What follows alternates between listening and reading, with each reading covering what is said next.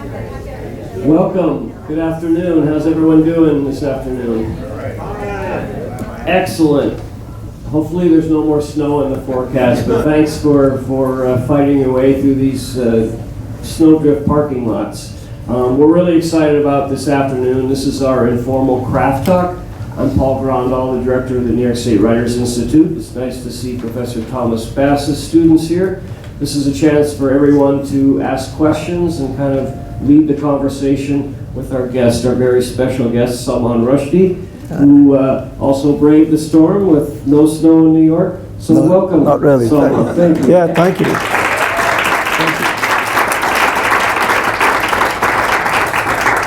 I think you got our share of the snow. Yes. So I'll just thank a few people, and many of you have been gifted with a free copy of Mr. Rushdie's new novel, Quichotte. That's thanks to our University of Albany Student Association. Dozens, well, maybe over 100 books were given out to students, and several classes adopted it. The ones that were left, we're happy to share with our attendees this afternoon. 7:30 p.m. tonight, we'll be down in the Campus Center West Auditorium. We'd invite you to come to that as well. You'll hear a full introduction then, but I don't think we need any introduction. We can start with a few questions. So you teach at NYU.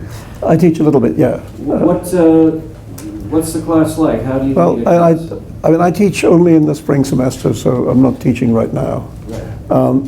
And I'm in the journalism school, which is actually an amazingly impressive faculty, because I think you had Pamela Newkirk here. We did have Pamela Newkirk just a few weeks ago. Well, there's Pamela, and there's Ta-Nehisi Coates, and there's Saketu Mehta, and there's James McBride, and me.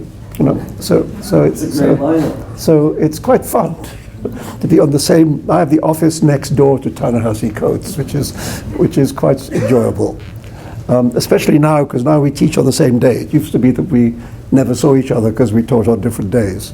But yeah,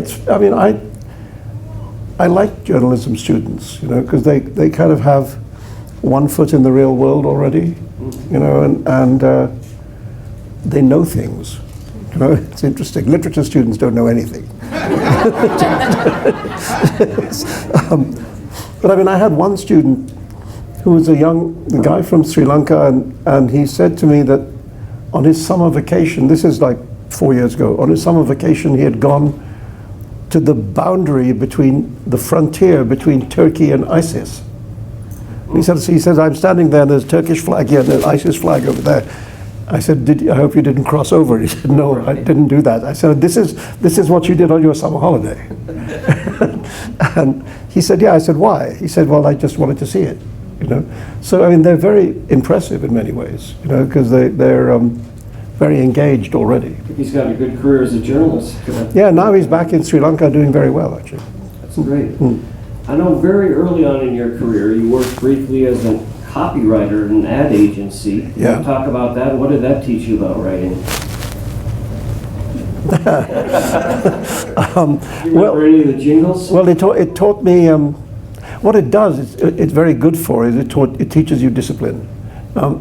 Because if you're working, you know, on a project for a client with a deadline and the client's coming in at 2:30 on Thursday, you've got to be ready at 2:30 on Thursday, you know, and it's got to be good.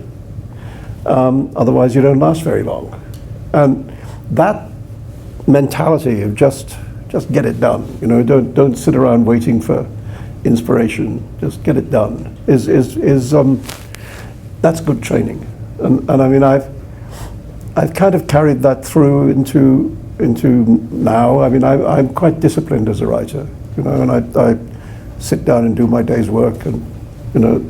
I did see a recent interview. You said you're writing fewer words a day, but they're better. They take less revision. Can you talk about how you're writing? Yeah, it has changed. I mean, when I was starting out, I used to be able to write, you know, quite a lot in a day, but it would be very kind of provisional, you know, and needed a lot of reshaping and throwing things out and putting other things in, and just needed a lot more editorial work, you know, and now I find yeah, it's much. I mean, I probably don't write more than. I mean, if I get 2 pages, I'm quite pleased, but I often don't.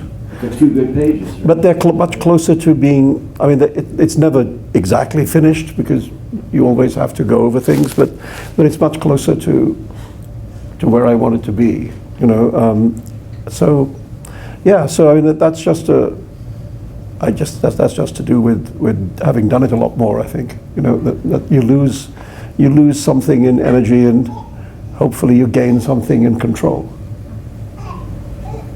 We have a young audience member maybe trying to ask a question. Yeah. Your youngest fan. Yeah, well, I hope that's another writer in the making. Well, listen carefully, kid. You've published, last count I saw, about 6 novels in 11 years. Is this the most concentrated stretch? Is that what I did? That's Yeah. when I was looking back. You're on Yeah. 14 now. And Yeah, and I mean, actually, my younger son, who's 22 now, he actually said to me the other day, he said, "Dad, are you writing more books now?" Because he said, when I was younger, I don't remember there being so many books. And I mean, I think he's right. It has been a little burst, you know. And I think if you're lucky as a writer, you sometimes hit a kind of hot streak, you know, and just ride the streak till it runs out. I think it might just have run out. But I mean, I remember, you know, I was quite friendly with Philip Roth, and there was this moment when Roth just kind of took off. I mean, and in his late career, which is unusual for a writer, you know, that I mean, from Sabbath's Theatre onwards, there's this burst of masterpieces. You know, Sabbath's Theatre and Human Stain and American Pastoral and I Married a Communist, and etc. And they all came out boom, boom, boom, boom, boom, one after the other. And it was extraordinary what he did at that stage of his life. I think really, in a way, changed a lot of people's estimation of his body of work. You know, so if you're lucky, that happens to you. And maybe I had a little bit of that. So this book, Quichotte, is so dense and so many strands and so many characters. Do you outline? Do you plot it out, or you just? I mean, I do. I mean, I have a bit of a plot, but I don't have a kind of complete architecture. I used to. I mean, again, that's something that's shifted. That, like when I wrote Midnight Children, for example, I really needed a quite detailed skeleton of how the life of the family connected to historical events and various places and so on. And I thought, if I haven't got that clearly in front of me, I don't know how to do this. So then I was very much the kind of writer who needed the architecture first, you know, and gradually that's just changed. I've just got looser, I think, you know, and I think I'm much more interested in seeing what shows up now. It's a bit less like writing a symphony and a bit more like jazz, you know, and I quite like the shift from the formality to the kind of improvisational quality. I mean, there are things in this book which I had no idea were going to be in it. But what you then have to do, I mean, yes, you sit there and see what shows up, is you then have to be pretty ruthless about looking at that stuff and seeing if it really should be in the book or not. You know, because it can be a blind alley, it can be a diversion that isn't useful. It can just be not as good as you thought it was yesterday. You know? And you have to be your own toughest critic. You know, I mean, Hemingway, excuse the bad language, but it's Hemingway's bad language, famously said in an interview in the Paris Review that the most important thing a writer had to have was a very good shit detector. Yes. Because I mean, his argument was, if you don't know when it's bad, you don't know when it's good. You know, so that you have to really have. And I think, again, that's one of the few things that maybe gets better with experience. You know, that maybe by now I'm better at judging what works and what doesn't work. You know. You're one of the most hilarious writers, and this book is full of just laugh out loud sentences and scenes. Oh, good. Is it harder to write funny than... Funny is the hardest serious? thing. That's Funny good. is the hardest thing. It's easy to make people cry. You know, it's much harder to make people laugh. I mean, actually, when we made the movie of Midnight's Children, which I wrote the screenplay for it, we had the first ever screening of it at the Telluride Film Festival in Colorado, and when the lights came out, there was a gentleman sitting next to me who had tears running down his face. And I said, "I'm sorry I made you cry," which was a lie. I was not sorry I made him cry. and he said, "No, it's all right, they're tears of joy," or something. He said something nice. But actually, I thought, it's harder to make somebody laugh. Because also, you see, with comedy, if it doesn't come off, it's catastrophic. You know, if a joke's not funny, you can't make it funny by explaining it. It doesn't help. You know, so a dead joke is just a dead joke. You know, so yeah, comedy is more dangerous also, I think. But I do think that, see, the interesting that finally people have begun to notice that these books are quite funny, because there was a sort of period in the middle of my writing life when it's as if people forgot that the books were funny. And I think it's because what happened with the Satanic Verses was so not funny, that it was assumed that I must be not funny either. You know, and I somehow acquired the characteristics of the attack against my work. And because before that, people would always say that these books were funny. And now they started saying it again. So it's taken a long time to get out from under that cloud. And I'm glad to be here. Great. I'll ask one more, and then I know our students and everyone else can ask questions. But in Quichotte, two of the characters agree on their three most favorite books. Magic Mountain, Madame Bovary, and Don Quixote. Are those your three favorites? And No.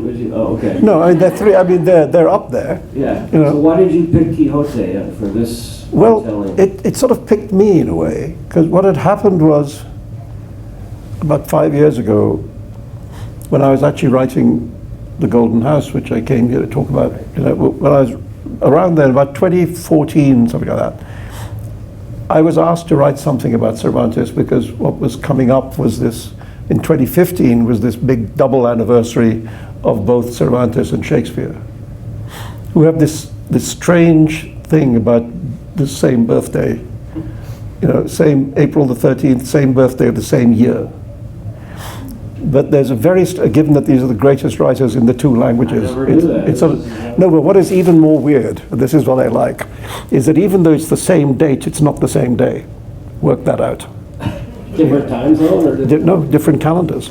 Yeah. That Spain had moved over to what we now use, the Gregorian calendar, and England had not. It was still on the old Julian calendar. And so there was an 11-day difference. So even though they're born on the same date, there's an 11-day difference. And actually quite soon after that, England adopted the Gregorian calendar, and the date jumped 11 days in England. And there were riots in England. People rioted, shouting, "Give us back our 11 days." You came here for a craft talk and get a history lesson. This is fantastic. Well, I'm a history person. That's my subject at university. So, anyway, so I read Cervantes to write about him, Okay. and it just kind of clicked. Given that I was already thinking about writing this kind of picaresque road novel, I thought, well, that's a good guideline right there, you know, and so that it started like that. Great. Who wants to ask the first question? Or the second question. Yes. Call the second. Yes. Yeah, so the Quixote is one of those, not only is it a famous book, but it's kind of been reworked and retold by many different people. I was wondering if you had any favorite adaptations or any that were specifically influential. Well, you see, the reason the book's called Quichotte, which is the French version, is that there's a French opera.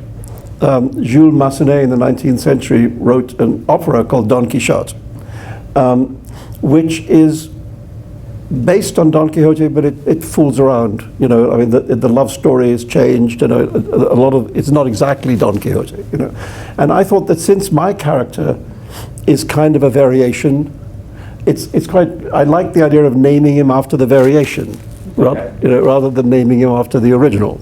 So there's the Massenet opera. That's one thing. I mean, I'm quite friendly with Terry Gilliam, the filmmaker, and ex Monty Python, and I actually like the film he made about not being able to make a film of Don Quixote.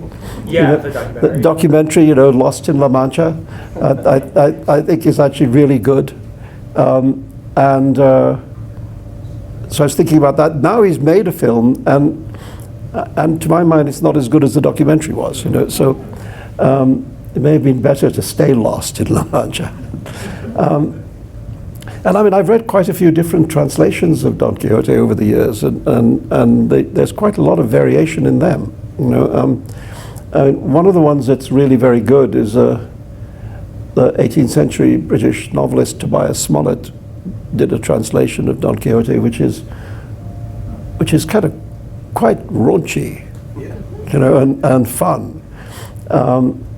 Whereas the first version I ever read when I was at college, what was then the Penguin Classics translation, was really quite dull, and hard going. And now there's some brilliant. I mean, I think the Edith Grossman translation is a kind of masterpiece, and brings the book to life for a modern readership. So yeah, I mean, of course the thing is, Cervantes hated it that people copied his book.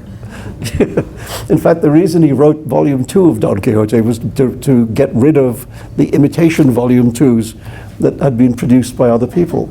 And actually in Volume 2 of Don Quixote and Sancho Panza become aware of the fact that they're characters in people's books, and they have strong opinions about the books in which they are, which ones are good and which ones are not good. So amazing piece of postmodernism in the early 17th century, So I thought maybe he wouldn't really very much like it that I did this if he was around to not like it. But fortunately, he's dead. So what do you think of this? Is also brought in by our friend here in the archives. Well, I mean, how appropriate. But I mean, I actually think Man of La Mancha is not so bad. Yeah, it's actually was my first exposure. I mean, it's okay. And the film version with Peter O'Toole and so on is a bit more than okay. It's all right. It's good, and some of the songs are good. So, yeah, there's one or two. There's not a lot of references to, but there's one or two references to. I think the phrase "impossible dream" crops up in my novel somewhere. So you're going to sing a few bars? No. Believe me, you don't want to hear me sing. Who's got another question? Thanks for that question. Dan, yeah. I'd like to ask about your research before your novels, and how much you do before you start writing, and then do you continue to research while you're writing, or sort of dividing? No, both. I mean, you see, some parts of this book. I mean, although the book was written in the last couple of years. Hi. Hi there. How are you? Some parts of it are based on things that I've been digging into for really quite a long time. So for example, the storyline that's in the book about the opioid epidemic, is something I've been really looking at for 10 years or so.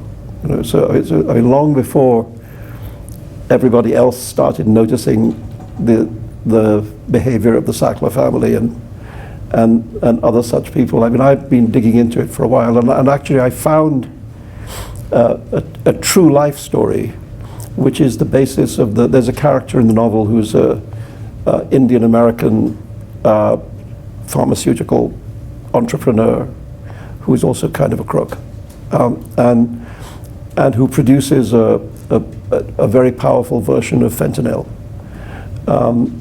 and then starts getting getting it out to people who don't need it, that's based on a true story, and actually the real life individual went to jail earlier this year after really a long time of getting away with it. You know, so this appears to be the year when people are beginning to not get away with it. You know, and that's good. So yeah, sometimes the research is years, and yes, I'm always. You know, when you're writing, you come across something, and then you think, oh, I need to know more about that, and then you have to go find out more about it. So yeah, both ways. Did you watch a lot of bad reality TV because you really Yes. understand that world? Yes, you see, research is sometimes painful. But What were the highlights and lowlights of that research? there weren't any highlights. I mean, the highlights are unintentional comedy. You know, that this stuff often doesn't think it's funny, but it is. I mean, but I did do my share of, you know, bachelorettes and Kardashians and all of that stuff. Apprentice, even some featuring the yeah. Try to get around Let's not say. Let's just not say. Yeah. Yes. The number 45. Actually, so it's rather sad even to have to say number 45 because it sort of demeans the other 44. Yes, Bruce. I love the fact that you invented for the ad agency the cream cake notion of naughty but nice. Yes, I did. Yeah, and you refer to humor as being hilarious and how for 30 years because of the Satanic Verses, they didn't understand how funny you were. I mean, you're funny from day one. So do you have any more reflections on how that correlates to your notion now that your writing is more jazz-like rather than symphonic? Well, Could everyone hear that? Should we repeat? That your writing is more jazz-like? Yeah. Can you? well, I mean, look, amplify there are things that happen which are unexpected, and then they turn out to be rich veins, and you go down that pathway. You know, so for example, in this book, there's a chapter in which my Quichotte and his teenage son, who I call Sancho, who he calls Sancho, accidentally arrive in this village, this town in New Jersey, where some people are turning into mastodons, which, as far as I know, is not really happening as yet.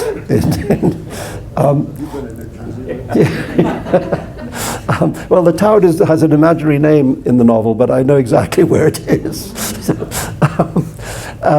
And where it came from was that when I was at university, I was cast in a student production of Eugène Ionesco's play Rhinoceros, in which people in a small town in France are turning into rhinoceroses. And I remember at the age, and it's a farce. I mean, it's played at high speed.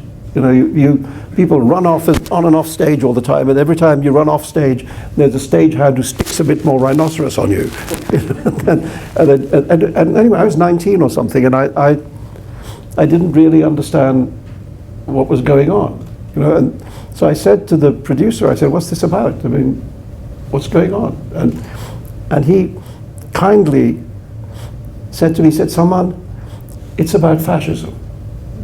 And I said, "Oh, how is it about fascism?" and he said, "Well, it's about what can happen in a community or in a country when suddenly the people who live next door to you seem monstrous to you. You know, when they turn into monsters, when suddenly you can't talk to them, you don't understand them, and they scare you. And yet, a year ago, their children were playing with your children. You know, and he said it's about that. And I thought, oh yeah, that's impressive. You know, and what's especially impressive is that the play never loses the tone of farce.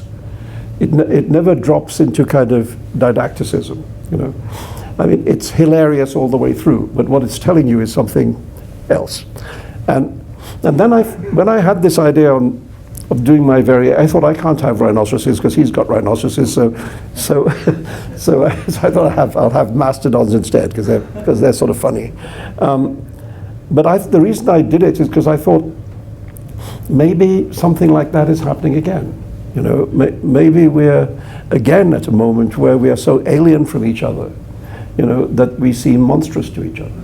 You know, and so then I thought, well, there's a reason for having that. I mean, it just showed up on the page, and I didn't know whether to keep it or not. But then, when I thought about it, I thought, no, it actually belongs here, and I kept it. So that's what I mean about stuff just showing up. You know, I mean, obviously, it's not completely improvisational because I do have a pretty clear idea of where the book is supposed to be going. But another thing, for example, I didn't know how to finish the book for a long time. You know, I mean, I knew there are these two storylines in it, and I knew that for the book to be satisfactory to its readers, that at a certain point the storylines would have to come together, you know, and they'd have, and by the time you finish the book, you would think, oh yeah, well, it's been sort of two versions of the same story all along, you know, and I didn't know how to do it.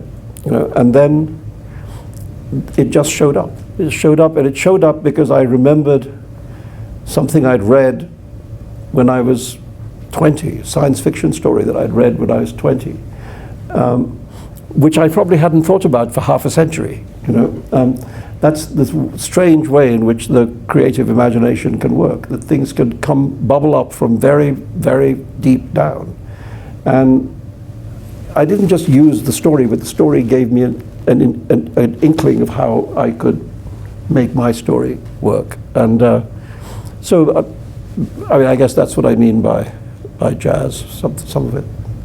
Great, thank you. Yes, Hillary. Hi. Talked a lot about comedy and humor today, and I'm curious about your appearance on Curb Your Enthusiasm. Yeah. That inspire. What was that conversation like? Oh, well, I'm glad we're talking about the important work. Did everyone hear that? Yes, about It's about me being on Curb Your Enthusiasm. yes, about Curb Your Enthusiasm. How did that transpire? What was your Well, relationship with Larry David? I mean, looking back at it, I didn't know Larry David really at all. I'd met him sort of a couple of times. But I did meet him, I mean, there's no way of saying this except to say it. I met him at the Vanity Fair Oscars party. And actually, and Lin-Manuel Miranda was there too, and the three of us had a little chat not about nothing, you know, but, and I think that's when he had the idea, Yeah. you know, and he called me like a while later and said, you know, we had this idea and do you want to be in it? And I said, well, can I see a script? And he said, well, that's difficult because it's all improv and so there's no script really. And I said, well, can you describe it? So he described it for a few minutes. And I initially thought, is this funny? You know, how funny is this? And then I thought, you know, there's a point in my life in which it would obviously not have been funny at all. You know, and I wouldn't have wanted to be involved with it. But I think if we've reached the point where we can make fun of it, then that's good.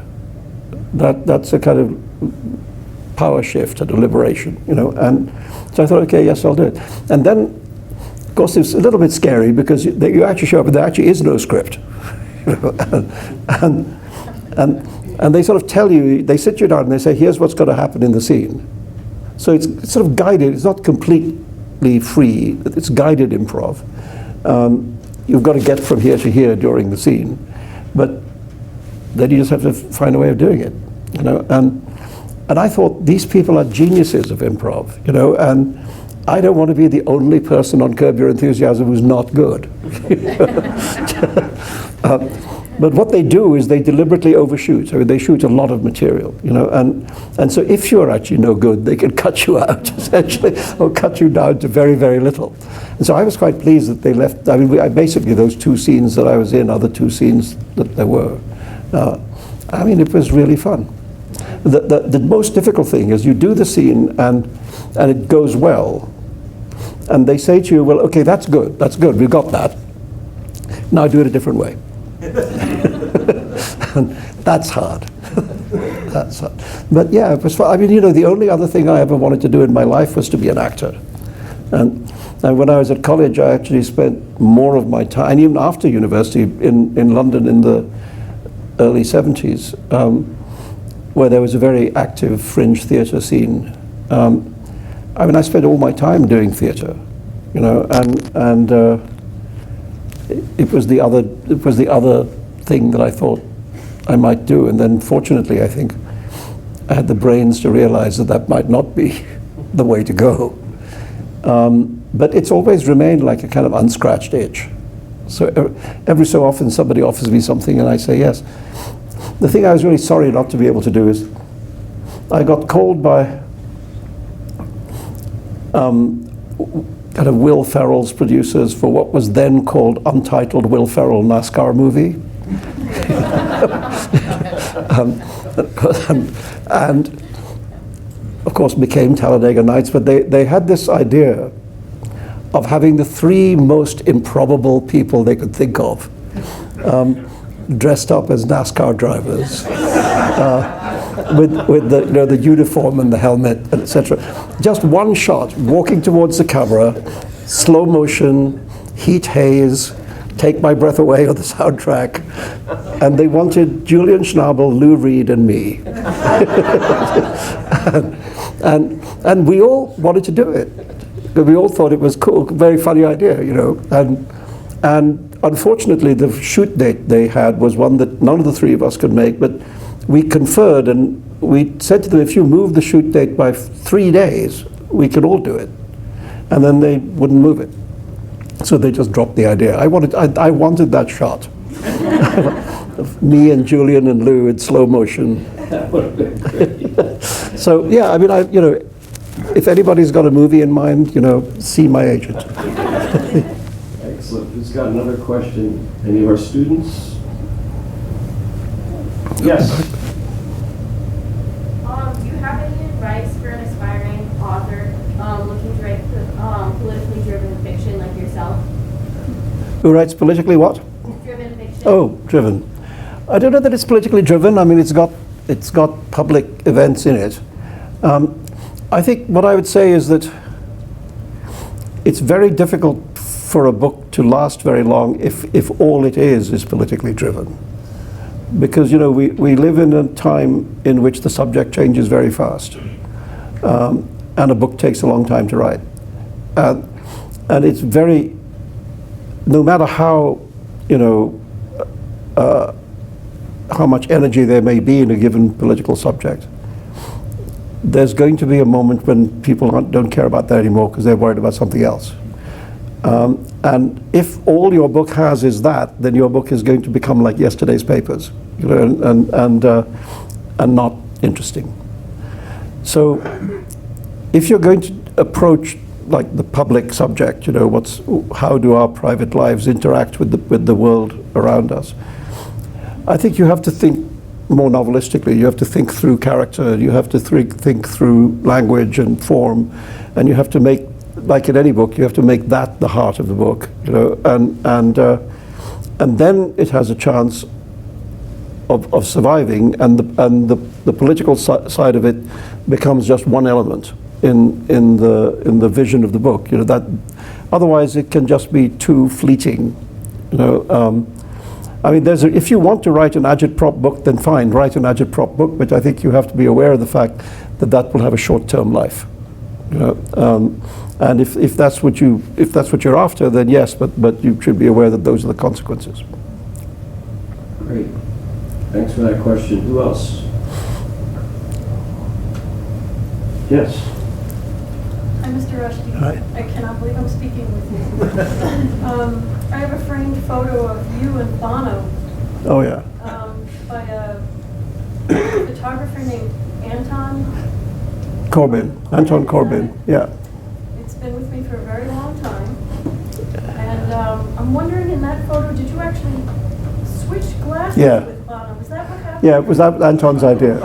Yeah, we were Story. we were backstage at a U2 concert. I think Zooropa, I was there. yeah, at Wembley Stadium, London. Anyway, we're backstage, and Anton, who was following them around the whole of that tour and doing a book about it, he said, "Why don't the two of you switch glasses?" And you know, Bono had his like fly glasses, you know, and I had my little literary specs, you know, and so there's this picture of Bono wearing my literary specs and me wearing the fly glasses, and I like it. I haven't framed it, but but thank you. Do you have a question too, or you just wanted the photograph? No, you answered it. Excellent. Oh, yeah. Yes, back here. Does the student have a hand up? Shout it out. No, that's okay. Yes. Your last two novels, Quichotte and Golden Hours, are set in contemporary history, like it's set in the present day. And you mentioned in one interview in Golden Hours came out that it's very rare for novels to actually portray the living reality which they are in as they're writing it. So I was wondering, do you plan to take that approach in next book, or do you plan to go back to something historical like Enchantress and Florence? Well, I mean, I certainly don't want to do that again. The question is that these last couple of books have been very, very contemporary. They've been dealing with events in the exact moment in which the book's being written. And was I going to go on doing that, or would I go back into writing a historical novel like The Enchantress of Florence? I think that was the question. Well, I mean, actually, I think I've, for the moment anyway, I think I've done that. You know, that very up to the present moment kind of writing. And I don't at this moment, I'm not clear what the next book is, but I think it won't be one of those. You know, and The Enchantress of Florence took more research than anything I've ever done, because I had to find out about the 15th and 16th centuries in Renaissance Europe, as well as in Mughal India, as well as in everywhere in between, because it's a journey book, you know, in which a character moves from one world to the other. That took actually years. I'm not sure I'm ready to do that again. But truthfully, I can't answer you honestly, because I don't know what the next thing is at the moment. I have some inklings of what it might be. One thing it might be, which I do want to do, is that, you know, I wrote these two books for younger readers, Haroun and the Sea of Stories and Luca and the Fire of Life, and they were two of the nicest writing experiences I've had, and actually two of the nicest experiences in terms of readers' response to them, you know, and I'm kind of a believer in the rule of three. I think if you have two of something, you probably should have three of it, you know, and I also thought that both those books are about boys, because they were written for my two sons, and I'd like to write one which was about a girl. You know, I'd like to write one which has a central character that's a girl. So I have that very much in mind to do, you know, but I don't really have the story yet. You know, so maybe that's next. I don't know. Yes. Can you speak to the effects on your life and your writing of Satanic Verses? Well, on my life, I mean, it really wasn't fun, you know, and this is better. On my writing, you know, look, it gave me a whole series of experiences that most writers don't have. You know, I mean, one of the things about this novel is that one of the storylines in it has to do with spies and the secret world. And I think I'm probably, of all contemporary novelists, the one who's probably met the most spies and been most closely involved in that secret world. You know, and I've been in that James Bond building on the River Thames quite a few times, and met a lot of spooks, American as well as British, and a few European. So it allowed me to write about spies, which I might not have otherwise been able to do. You know, I met a lot of people who were, you know, powerful people, politicians and ambassadors and so on. And again, so when I was writing my novel Shalimar the Clown, which has a figure in it who is an American man of power, you know, it helped that I'd met quite a lot of people and I knew what happened in those rooms. You know, and so yeah, it gives you experiences. But what I think is that if you knew absolutely nothing about my life except for the row of books on a shelf in front of you, and if you were to read those books in chronological order, I don't think you would think something terrible happened to this man in 1989. You know, I think the books have their own continuity and they're going down their own road, and I was very conscious and determined that should be so. You know, that I would not write revenge books and I would not write frightened books. I would just write my books. And I mean, it's a thing that I am, you know, proud of, that I think I managed to do that. So I think the effect on the body of work is not so great, you know, except that, as I say, it gave me experiences that I could draw on. Great, yes. A somewhat follow-up kind of question. Given the current atmosphere of people being threatened and having concern for their well-being, has anybody approached you to do an interview or a piece from your perspective on that? I get asked to do interviews about that more than I get asked to do interviews about anything else. And to tell you the truth, I'm a little bored because it's been 30 years of my life. Right. And I think I've actually answered all those questions, right, more than once. I mean, I wrote a memoir about it all, and that's a 600-page book. And anything you want to know about what I think about those things, you know, if you have the energy to read a 600-page book, that's all in there. You know? And I really felt when I wrote that autobiographical book that I thought this is a way for me to draw a line under it. You know, say, okay, here's everything. You know, you want everything, here's everything. Now leave me alone. You know, and just to get back to the ordinary business of being a writer. You know, and that's what I've tried to do. Thank you. Yes. Yeah, so you spoke a little bit about the ending of this book, and I've heard writers talk a lot about beginnings, but I don't hear writers talk a lot about endings, so I wonder if you would say something about how you know something is done. Oh, well, that's not the same thing as finding the ending. Finding the ending. How you know something's done is when you realize you're not making things better anymore, you're just making them different. You know, and there's a moment of, where you realize that whatever creative energy you had for a certain project, you've used it. You know, and so whatever it is, that's what it is now. You know, I always like there's a line by the American literary critic Randall Jarrell who said, a novel is a long piece of writing that has something wrong with it. and I think that's true. I think if you're going to write 100, 150, 200,000 words, I don't care who you are, you know, you can be Shakespeare, they're not going to be perfect. You know, and so you have to understand that perfection is a kind of delusion. You know, and you try and get as close to it as you can, but there is a point where you realize you can't do it anymore.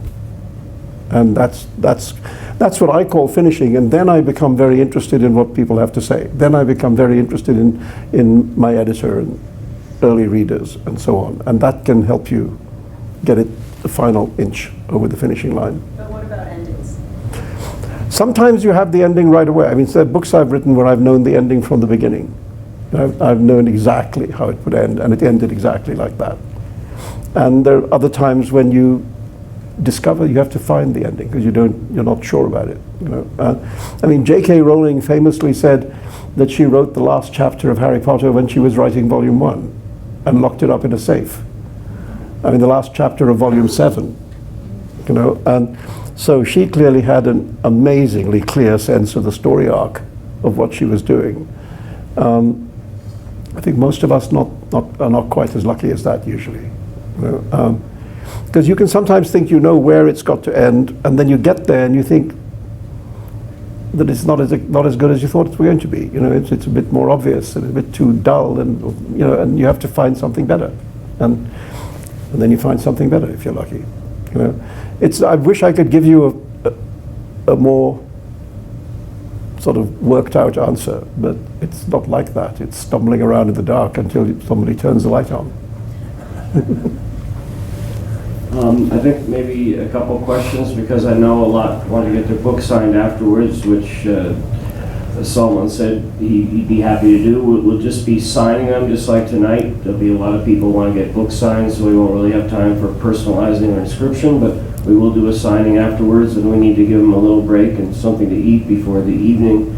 But I'd say 7:30, if you do want to come to that, I would get there early. We expect a large crowd. It's down in the Campus Center West Auditorium. So a couple more questions? Thomas?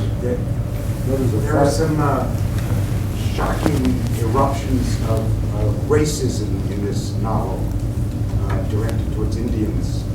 And I'm wondering about your own experience in moving from the United Kingdom to the United States, and your own experiences with racism directed towards Indians.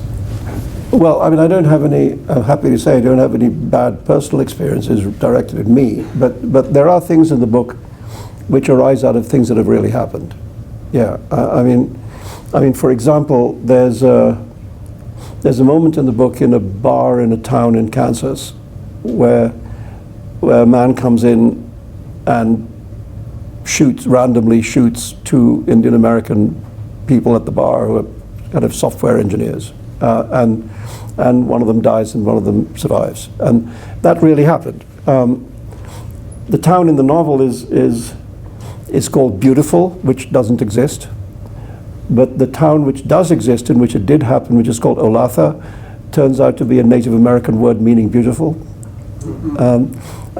which is why I just changed it, because I didn't want to be exactly tied to the news story. I wanted to be able to fictionalize it, but it's only a small fictionalization. I was very struck by, I heard an interview with the dead man's widow, on television, and she was saying how, you know, they'd lived there for really a very long time, more than 20 years, and they felt very much a part of the community, and they felt like Americans, and then this happens, and she said, well, now we have to ask ourselves, is there a place for us here? You know, and that question, is there a place for us here, really stuck with me, you know, and I've used the question in the book, you know, so that was entirely based on reality. And I just thought, if I'm sending these two brown men across middle America, you know, from where we first meet them in the Southwest, all the way across in a rather zigzag route across to New York City, it would be pretty optimistic to think that they would not encounter any hostility, you know, in the age we now live in. And so I didn't want the book to be entirely about that, but I wanted it also not to chicken out at that, you know. And so I think there's 4 moments, a couple of which are just verbal hostility, and others which are more physically dangerous, you know. And I just thought, well, this is America, you know. This is where we live now. I wish it wasn't, but it is.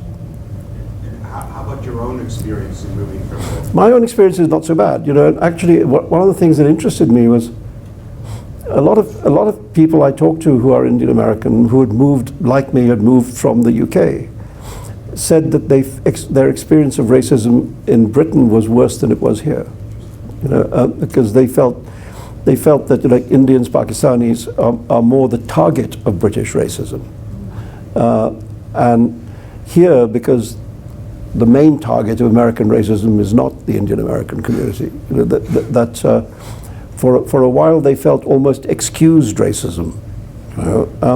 And I think that something did change around 9/11, you know, when it became very difficult for people to distinguish one kind of brown-skinned person from another, a Sikh turban from, you know, an Islamic turban, and I think people began to feel like they had moved into the firing line, you know, and I think that's partly the case. Yeah. So hand up in the back. Yeah, student. Yeah. After all the controversy faced, do you have any regrets or anything you wish you Do you have any regrets? After all the controversies, any regrets, or you wish you? Oh, well, I mean, I would like it not to have happened, because I'd have had a much more pleasant decade in my 40s. But no, I don't have any regrets about the novel, which I think is one of the best things I've ever done. And one of the things that I like now, now that the temperature is lower and that the book can be read and studied and so on, is that a lot of people like it. And I don't see why their opinion is less important than the people who didn't read it and didn't like it.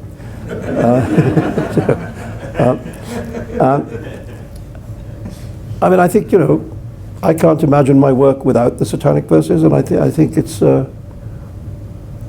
as good a book as I've able to write. So, and it's finally now able to have what you might call the ordinary life of a book, that that it can be read as a novel, not as a scandal. And some people like it, and some people don't like it, and some people sort of like it, and that's all right. I mean, that's what happens with books. And I'm really pleased that it's got to the point where people can make those judgments, the judgments that all readers make about all books, and not to make those other kinds of judgments. Much of which was based on hearsay and ignorance and fanaticism and bigotry and other things I don't like. So I want to thank Salman for coming up early in this very special opportunity. Salman Rushdie. Thank you.